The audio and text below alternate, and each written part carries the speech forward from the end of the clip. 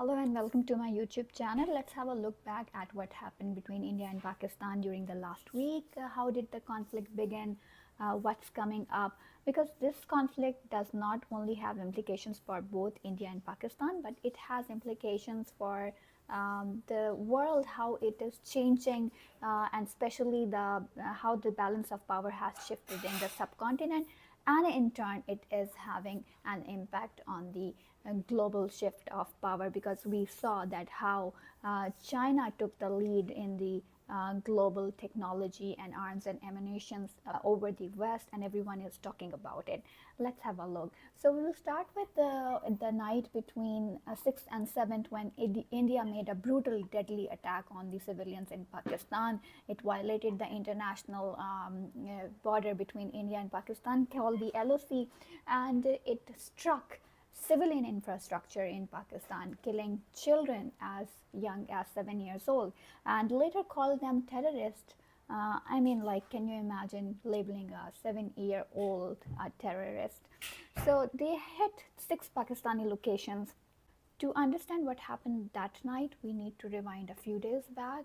It all started with the Belgam Attack, where tourists in India were killed, and without any investigation, this happened on 22nd April. Without any investigation, the Modi government and media started blaming Pakistan within 15 minutes of the incident. Can you just imagine?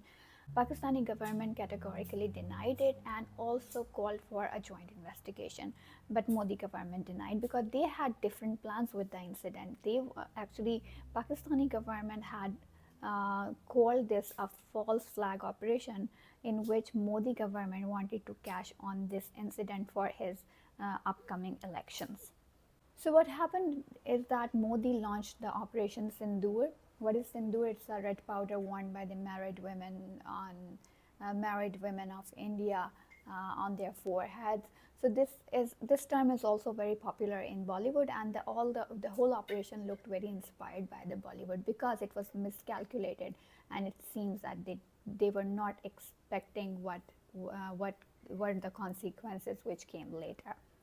India's plan was bold, but it backfired dramatically, because on that night, when the Indian side conducted airstrikes on the Pakistani side, the jets which were involved from the Indian side, they never made home safely, because 6 of them were shot down by the immediate responsive Pakistani Air Force.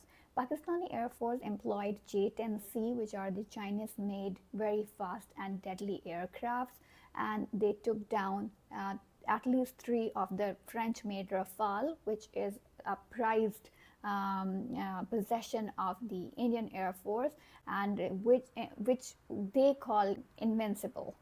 125 jets from both the sides took part in that dogfight, which military analysts later called the largest dogfight of the history.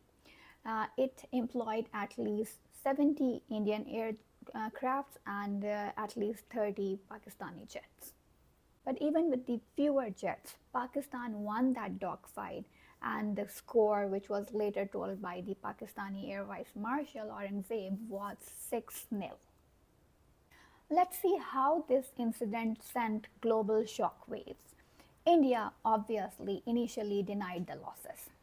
But then the world started watching. International news agencies, including CNN, The Telegraph, and the prestigious Reuters, they confirmed the downing of the Indian jets by the Pakistani Air Force.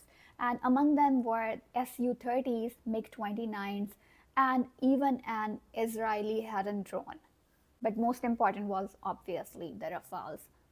This was the biggest shock, because the multiple reports, including a French intelligence source quoted by CNN, confirmed that at least 1 Rafale was shot dead. This was immediately after the night between the May and 6th. But later on, they also confirmed that more than 1 jets were shot down. And then came a spring of suppressed truth, which included photographs from the Indian-occupied Kashmir of the wreckage of the fallen shot down jets. And then there were eyewitnesses which described burning debris. A story on the incident published by The Hindu was mysteriously taken down.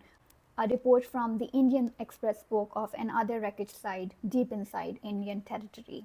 So let's find out what really happened, but for that we will first compare Rafales with J-10Cs. The dogfight between the IAF and PAF was more than just a regional skirmish.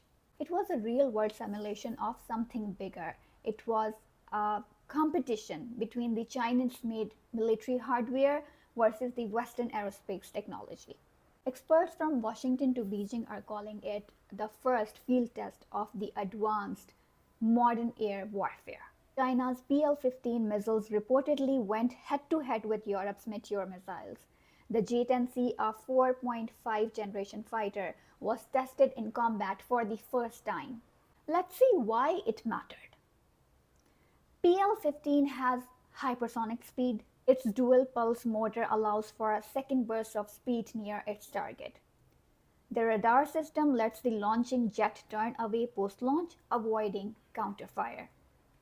Douglas Barry from the International Institute of Strategic Studies called it China's most capable weapon against the West's most capable weapon.